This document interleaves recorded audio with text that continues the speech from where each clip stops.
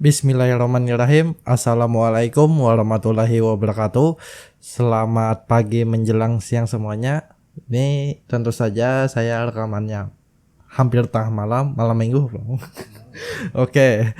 eh, Sebelum kita mulai belajar, kita berdoa dulu menurut kepercayaan agama kita masing-masing. Semoga diberkahi sampai selesai. Amin.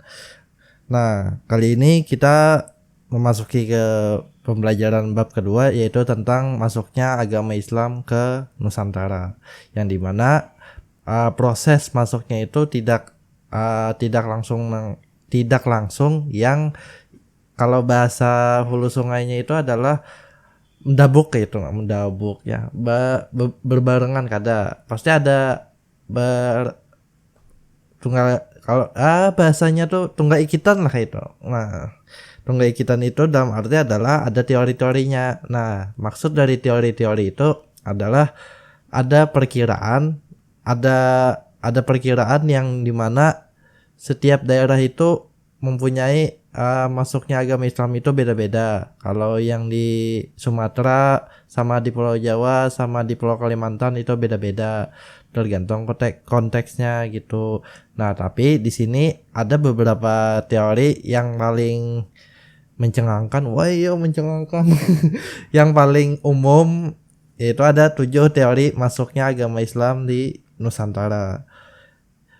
Ada teori Benggal itu Bangladesh atau Bengali gitu, 2 teori Gujarat, 3 teori Malabar atau 3 teori Malabar, 4 teori Persia, 5 teori Arab atau Mekah, 6 teori Cina, dan 7 teori maritim.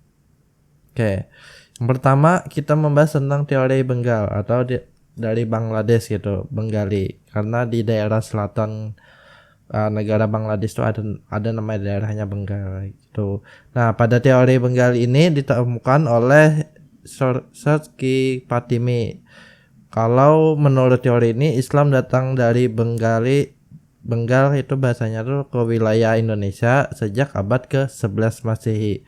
Kalau abad ke-11 itu hitungannya ke 1000 berapa kayak itu, 1000 Masehi berapa kayak itu. Nah, teori ini berdasarkan banyaknya para tokoh terkenal di Pasai yang merupakan keturunan dari Bengali atau Bengali tersebut.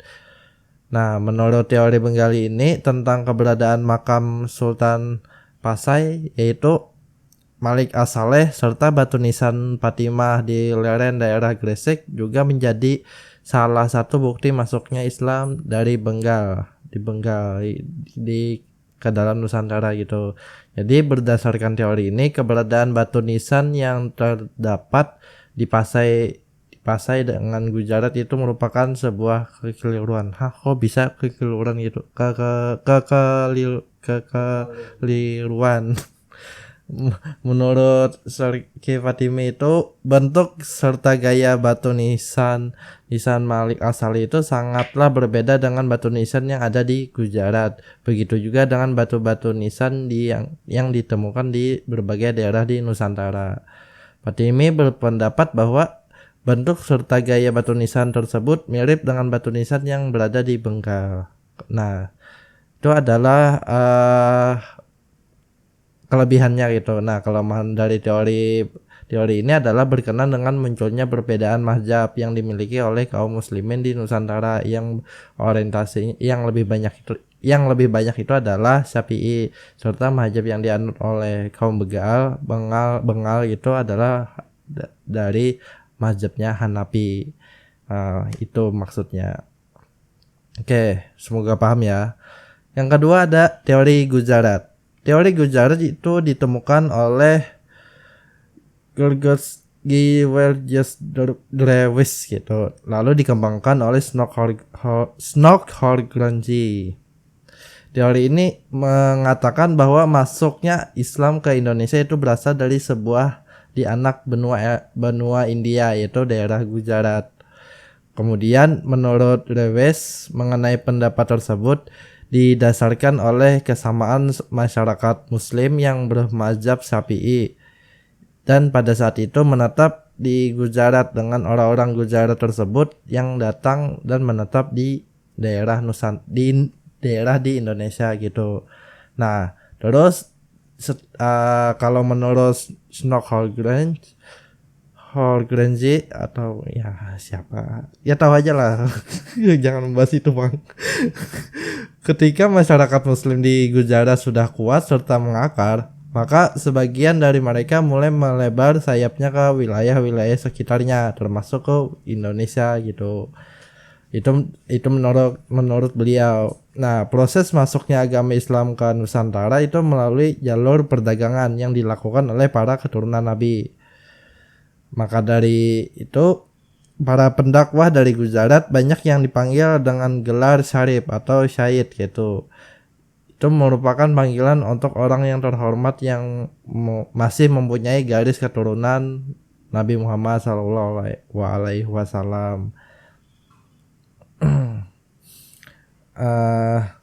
Terus juga pada teori ini diperkuat dengan adanya batu nisan di makam Sultan Malik As-Saleh yang merupakan Sultan Samudra Pasai pada tahun 1297 yang bercorak khas Gujarat. Meski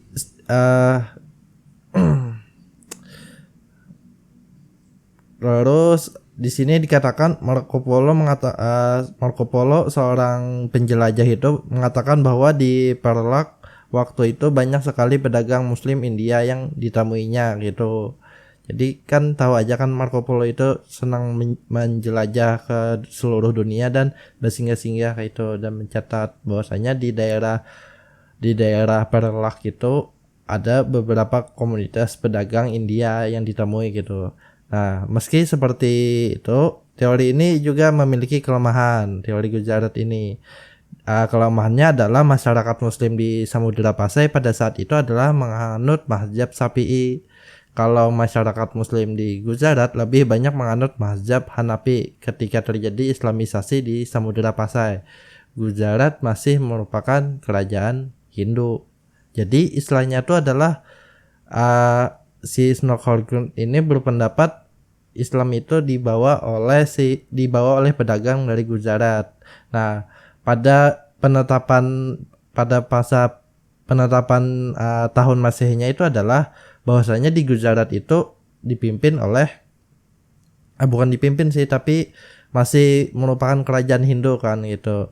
Tapi tidak memungkinkan besar juga bahwasanya agama Hindu di kerajaan Majapahit pun kan ada juga komunitas Islam juga kan kayak gitu. Itu sih kelemahannya. Oke. 3. Teori Malabar. Pada teori ini dikemukakan oleh Thomas Ward Arnold dan Morrison. Teori Malabar ini mengatakan bahwa Islam itu datang ke Indonesia berasal dari Coromandel serta Malabar. Islam waktu itu diperkirakan datang ke Nusantara dibawa para penyebar Muslim dari pantai Coromandel di akhir abad ke-13. Kalau hitungan di akhir abad ke-13 itu sekitar 1200-an gitu lah. 1290-an itu. Nah, teori ini dikuatkan dengan kesamaan mazhab Muslim pada saat itu di wilayah Coromandel dan juga Malabar yang dianut oleh masyarakat Nusantara yaitu mazhabnya Syafi'i. Kalau menurut Morrison, Islam bukan datang dari Gujarat karena saat itu belum memungkinkan Gujarat menjadi pusat penyebaran dan perdagangan yang menghubungkan wilayah Nusantara dan Timur Tengah gitu. Menurut Morrison, walaupun batu-batu nisan ditemukan di Pasai itu bisa jadi berasal dari Gujarat ataupun dari Bengal. Hal tersebut tidak berarti Islam datang dari sana. Menurut Morrison, tidak mungkin Islam sudah masuk ke Samudra Pasai di abad ke-13 karena waktu itu Gujarat merupakan kerajaan Hindu. Kemudian pada tahun 1298 di Cambay, Gujarat itu lalu ditaklukkan oleh kekuasaan Muslim. Nah, jadi kemungkinan besar menurut Morrison itu adalah Islam itu datangnya dari pantai Coromandel gitu. atau daerah Malabar itu. Karena di sana itu adalah tempatnya pusat pusat agama Islam yang di sana. Sedangkan kalau di mana tuh Gujarat tadi itu masih menganut ajaran agama bukan menganut ajaran sih, tapi masih dalam kerajaan Hindu tadi kan. Nah, setelah itu mungkin bisa bisa saja kayak itu kan istilahnya itu adalah uh, orang-orang Malabar ini mengimpor ataupun membeli batu-batuan yang ada di Gujarat untuk dijadikan batu-batu untuk dijadikan sebagai batu nisan. Kan bisa aja kan, karena kan berdekatan aja itu antara Barabai sama Banjarmasin kali Juapang lah.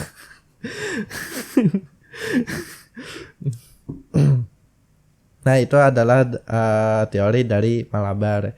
Apakah itu benar atau fakta ya masih dipertanyakan lagi gitu. Karena yang namanya teori ya teori, bisa aja berubah gitu.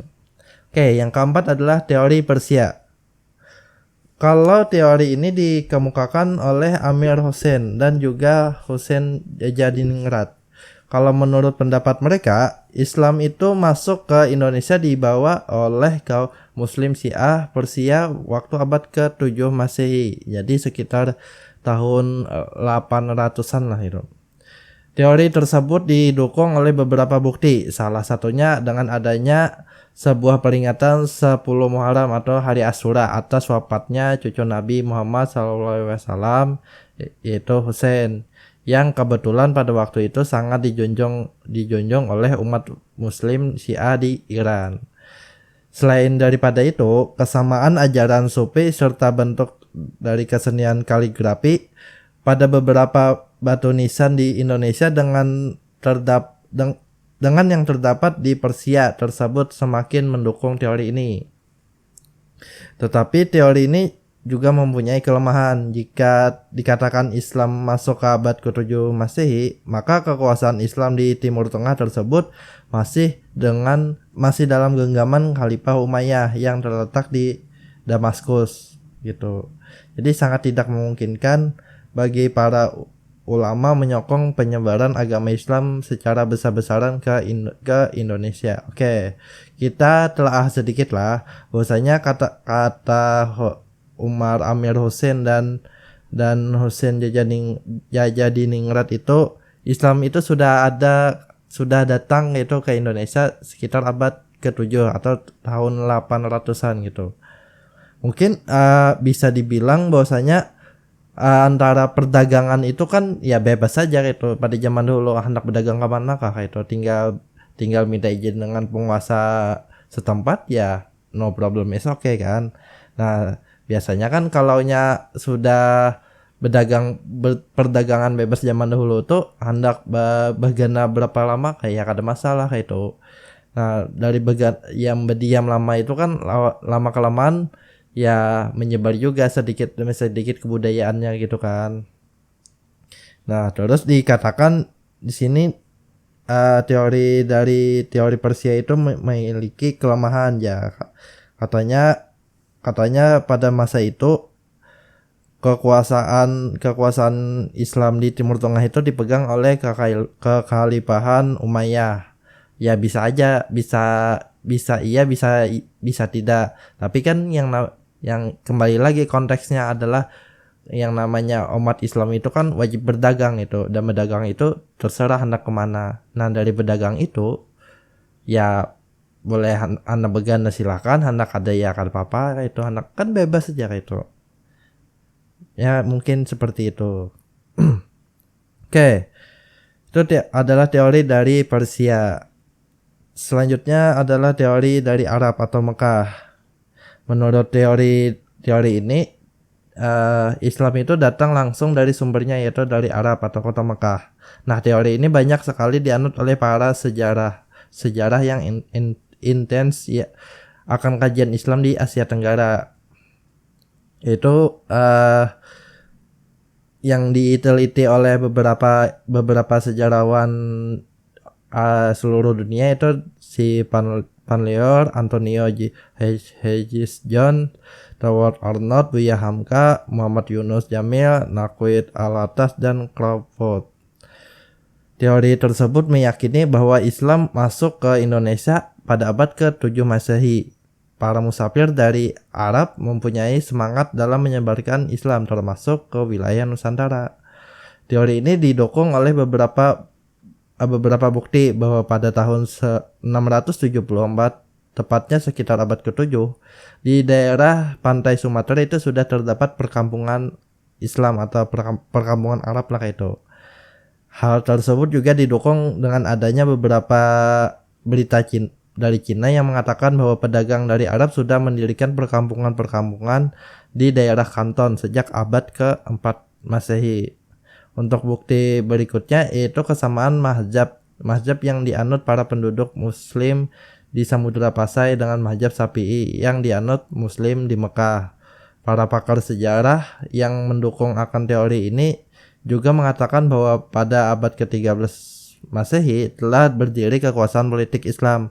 Jadi masuknya Islam ke Nusantara itu terjadi jauh sebelumnya, yaitu sekitar abad ke-7 Masehi, yang berperan besar dalam proses penyebaran yaitu bangsa Arabnya sendiri. Oke, mungkin bisa dibilang iya, bisa dibilang iya, dan bukti kebenarannya itu ada.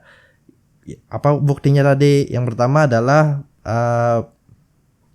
si berita dari Cina itu mengatakan adanya perkampungan Arab yang ada di Pulau Sumatera. Nah, kita kan tahu bahwasanya kan pada masa kerajaan Sriwijaya itu kan menjadi pusat pendidikan agama Hindu yang pusatnya kayak itulah.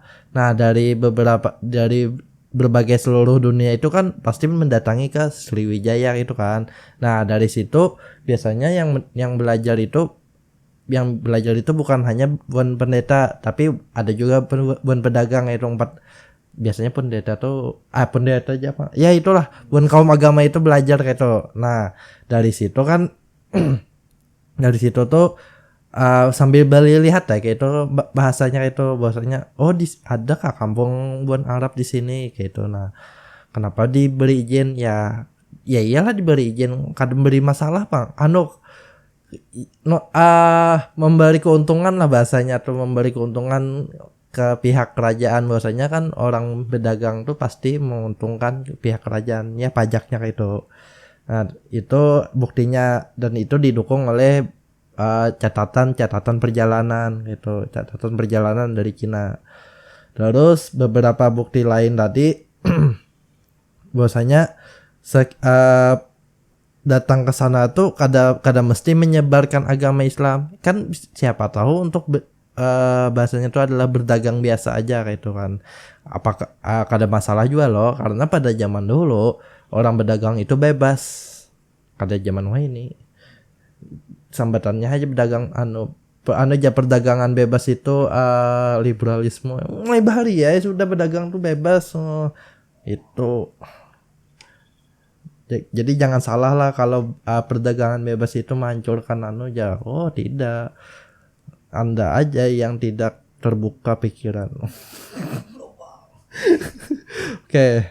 Itu adalah teori Arab atau teori Makkah itu. Nomor 5 tadi. Nomor 6, teori Cina. Teori Cina ini dikemukakan oleh Slamet Mulyana serta Sumanto Al-Qurtubi. Pendapat dari teori ini masuknya Islam ke Indonesia itu dibawa oleh seorang perantauan Muslim Cina yang datang ke Indonesia. Kalau dasar dari teori ini adalah terjadinya perpindahan orang Muslim di Cina dari Kanton ke Asia Tenggara, terkhususnya singgah di daerah Palembang pada tahun 879 Masehi. Selain daripada itu, terdapat juga ada beberapa catatan perjalanan buan pedagang Cina yang mengatakan bahwa pelabuhan di Nusantara pertama kali ditempati oleh para pedagang yang berasal dari Cina. Untuk bukti lainnya menurut pendapat teori ini yaitu adanya masjid yang tertua berarsitektur bangunan Cina di Pulau Jawa gitu. Nah, Raja Demak yaitu Raden Patah yang berasal dari keturunan Cina, dan gelar para raja-raja Demak yang ditulis memakai istilah Cina. Oke, mungkin ini bisa dibilang prosesnya lah, itu prosesnya bahwasanya bahwasanya kan ada beberapa kekaisaran itu yang sangat toleran sekali dengan orang-orang Muslim, yang dimana yang kita tahu kan bahwasanya Laksamana Cengho ya lah.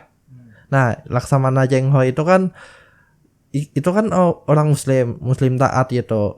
Tapi kan dia kan mengabdikan dirinya kepada negara, kepada kekaisaran.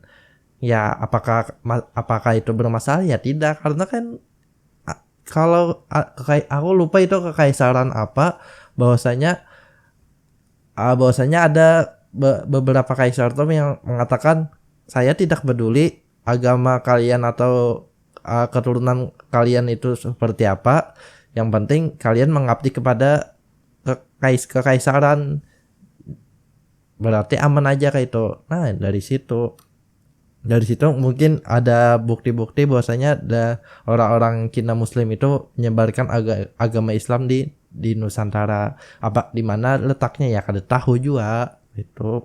Mungkin bisa jadi beraliansi dengan beberapa orang-orang dari kerajaan Demak kan gitu. Oke, 7 terakhir. 7 adalah teori maritim. Pada teori ini dikemukakan oleh ahli sejarah yang berasal dari Pakistan, yaitu N.A. Baloch. Teori ini menyatakan bahwa perluasan Islam di Nusantara itu tidak dapat dilepaskan dari kemampuan umat Islam dalam menelusuri samudera. Pada teori ini tidak menjelaskan asal Islam yang berkembang di Nusantara. Akan tetapi yang jelas menurut teori ini, masuknya agama Islam ke Indonesia itu sekitar abad ke-7 Masehi. Nah, jadi maksud dari teori maritim ini adalah bahwasanya yang didatangkan itu ya dari bahasanya itu adalah menyeluruh kayak itu, dan dibawa oleh para pedagang laut. Ya iyalah, dari pedagang kan ada kapal pesawat terbang dari itu. Hendak jalur darat kayak apa, harus menyeberangi juga loh, harus mulai dari Malaysia tuh menyeberang ke Sungai Malaka, ke Laut Jawa, ke Kalimantan gitu. Nah, dari seluruh teori yang dibahas tadi, yang ada 7 tadi, secara umum para ahli sejarah mengakui bahwa pertama kali Islam masuk ke Nusantara itu masuk melalui perdagangan, dan masuknya itu masih belum jelas itu seperti apa, karena Indonesia pada saat ini itu tidak bisa dikaitkan langsung dengan Indonesia ataupun Nusantara pada zaman dahulu, karena pada zaman dahulu itu kan kerajaannya itu masing-masing itu di Pulau Sumatera itu aja ada beberapa kerajaan gitu kan. Jadi kan yang datang masuknya itu ya berbeda-beda juga kayak itu. Apakah mungkin pada zaman Nabi Muhammad itu sudah adakah itu datang ke sana? Ya, dalam catatan perjalanannya tuh ada datang bedagangnya kayak itu. Karena kan tujuannya anak bedagangnya kayak itu, bukan menyebarkan agama Islam. Karena agama Islam itu sudah mulai sempurna beberapa tahun sebelum Nabi Muhammad meninggal kan gitu. Karena untuk menyebarkan agama Islam itu kadakawa setengah-setengah itu pasti setelah Nabi Muhammad meninggal gitu. Mungkin ada juga sih beberapa yang mengatakan agama Islam itu sudah tersebar di Nusantara itu sejak zaman Nabi. Ya mungkin bisa aja kayak itu kan. Tapi ya, kalau kita berpikir kritis, yang namanya agama Islam itu kan belum, pada zaman Nabi itu kan belum, apa ya bahasanya tuh lah, belum sempurna kayak itu kan, masih ada beberapa ilmu yang perlu dipahami lagi. Sidin aja belum meninggal masa sudah ada yang khatam Al-Quran lah, kada lah. Itu berpikirnya secara kritis itu. Jadi bisa dibilang setelah Nabi Muhammad meninggal, lalu penyebaran itu mulai dari mana ya, bisa dari pedagang gitu dan lain-lain. Nah, menurut kalian dari 7 tadi, teori mana yang paling memungkinkan masuk ke Nusantara, terutama masuk ke Pulau Kalimantan? Nanti insya Allah pertemuan selanjutnya kita akan membahas tentang penyebaran agama Islam di Pulau Kalimantan, terutama di kota Banjarmasin atau di Kalimantan Selatan aja gitu. Oke. Kalau ada pertanyaan silakan silakan bertanya, nama dan kelas sebutkan supaya aku bisa merekap nilainya. Itu aja dari saya. Terima kasih atas waktunya. Mohon maaf kalau ada salah. Maaflah kalau wasan. Assalamualaikum warahmatullahi wabarakatuh.